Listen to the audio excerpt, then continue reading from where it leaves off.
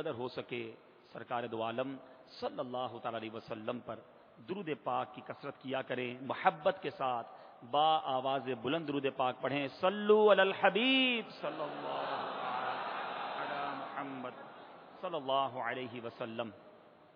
میرے پیارے اور محترم اسلامی بھائیوں، جمادی الآخر جب یہ مبارک مہینہ دنیا میں آتا ہے تو جہاں اس مہینے میں بہت ساری بزرگ ہستیوں کی یاد منائی جاتی ہے، مگر اس مہینے میں جس عظیم ہستی کی یاد بالخصوص منائی جاتی ہے، اس مہینے کو جس عظیم ہستی کے ساتھ نسبت دی جاتی ہے، میری مراد افضل البشر بعد الانبیاء بالتحقیق امیر المومنین حضرت سیدنا صدیق اکبر رضی اللہ تعالیٰ عنہ کی ذات بالا تبار مراد ہے۔ 21 جمادی الآخر سیدنا صدیق اکبر رضی اللہ تعالیٰ عنہ کا یوم عرس ہے، اور آج انشاءاللہ تذکرائے صدیق اکبر کریں گے۔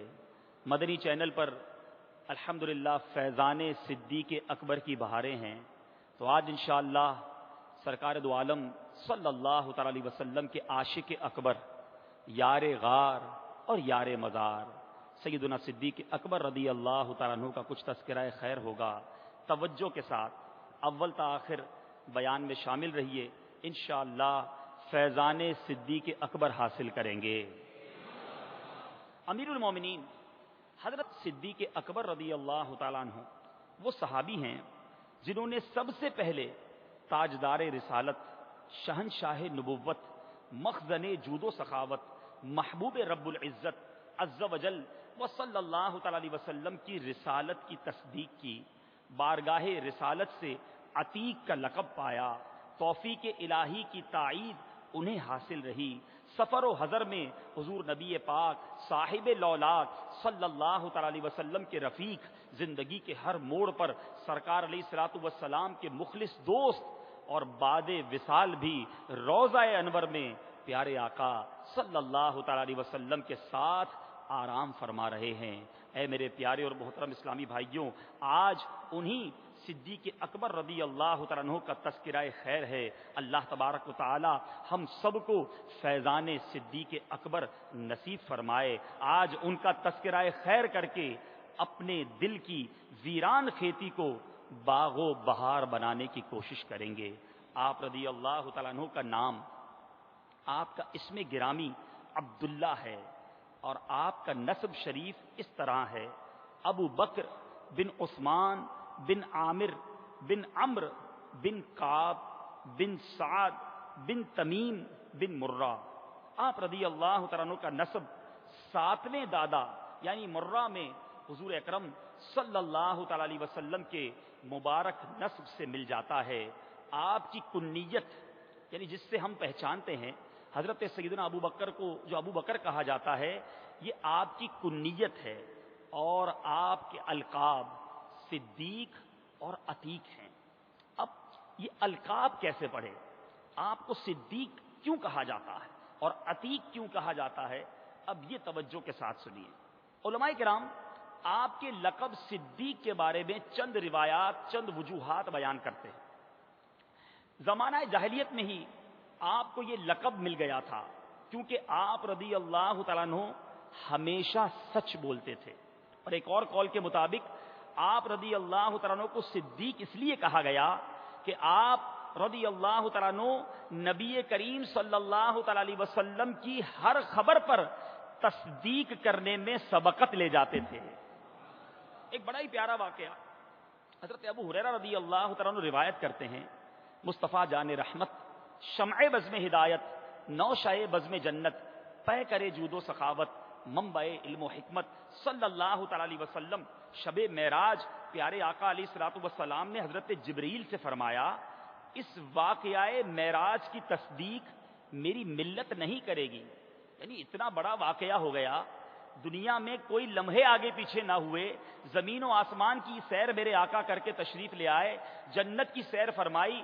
میرے پیارے اسلامی بھائیوں، سرکار حضرت جبریل سے فرماتے ہیں، اے جبرائیل، اس واقعے کی یعنی واقعہ معراج کی میری ملت تصدیق نہیں کرے گی۔ اللہ اکبر۔ حضرت جبرائیل عرض کرتے ہیں، یا رسول اللہ صلی اللہ تعالی علیہ وسلم، آپ کی تصدیق ابو بکر کریں گے کیونکہ وہ صدیق ہیں۔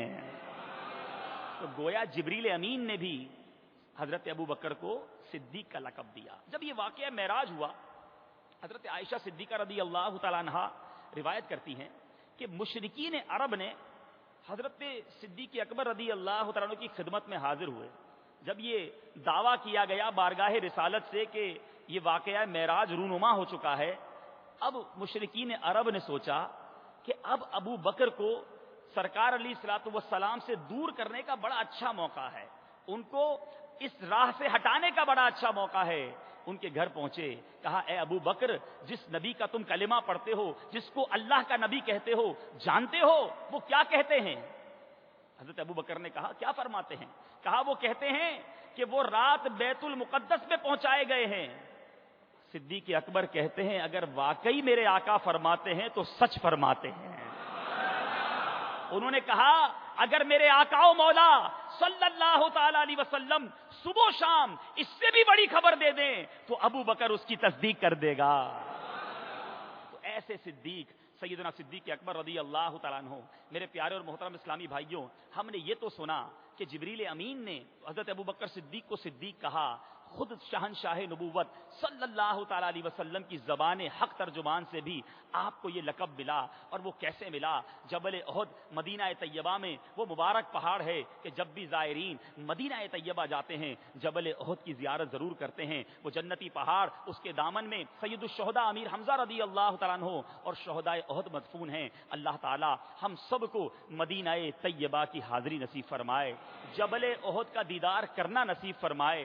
ایک موقع پر پیارے آقا جبل احد پر سیدنا صدیق اکبر، حضرت عثمان غنی اور حضرت عمر فاروق رضی اللہ تعالیٰ عنہ کے ساتھ جبل احد پر تشریف لے گئے۔ اب احد پہاڑ لرزنے لگا۔ عشاق کہتے ہیں اتنی بڑی ہستیوں کی آمد ہے، سرکار اپنے شہداء کے ساتھ آئے ہیں، احد پہاڑ خوشی سے جھومنے لگا۔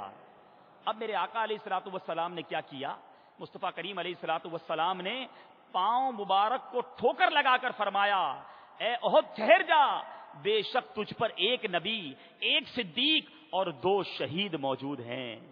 ترمذی شریف کی یہ حدیث ہے۔ اے میرے پیارے اسلامی بھائیوں، یہاں اس واقعے سے جہاں مقام صدیق اکبر پتہ چلتا ہے کہ خود میرے آقا نے آپ کو صدیق کہا، وہاں مصطفیٰ کریم علیہ الصلوۃ والسلام کے علم غیب کی ایسی روشن دلیل ہے۔ ارے میرے آقا حضرت ابو بکر کو تو صدیق کہہ رہے ہیں، مگر 2 شہید بھی فرما رہے ہیں۔ 2 شہید یعنی حضرت عمر ہیں، حضرت عثمان ہیں۔ اس وقت وہ جبل احد پر سرکار کے ساتھ موجود ہیں، مگر مصطفیٰ کریم احد سے مخاطب ہو کر کہہ رہے ہیں، اے احد ٹھہر جا، تجھ پر ایک صدیق ہے، ایک نبی، ایک صدیق اور 2 شہید موجود ہیں۔ میرے آقا یہ جانتے تھے حضرت عمر فاروق اور حضرت عثمان غنی وہ شہید ہوں گے، تو معلوم ہوا میرے آقا علیہ الصلوۃ والسلام علم غیب اللہ کی عطا سے جانتے اور ہمیں اس کی خبریں دیا کرتے۔ ایک اور بڑی پیاری بات، اعلیٰ حضرت اس واقعے کو کس پیارے انداز میں ہدایت کے بخشش میں لکھتے ہیں، ایک ٹھوکر سے احد کا زلزلہ جاتا رہا۔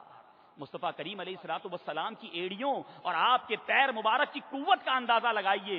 امام اہل سنت لکھتے ہیں، ایک ٹھوکر سے احد کا زلزلہ جاتا رہا، رکھتی ہیں کتنا وقار اللہ اکبر ایڑیاں۔ کہ میرے آقا علیہ الصلوۃ والسلام کی ایڑی مبارک کی یہ شان ہے۔ مزید سنیے، آپ کو عتیق کا لقب کیسے ملا؟ عتیق کہتے ہیں آزاد۔ میرے پیارے اسلامی بھائیوں، علماء چند اقوال لکھتے ہیں کہ آپ کے حسن و جمال کی وجہ سے آپ کا یہ لقب ہے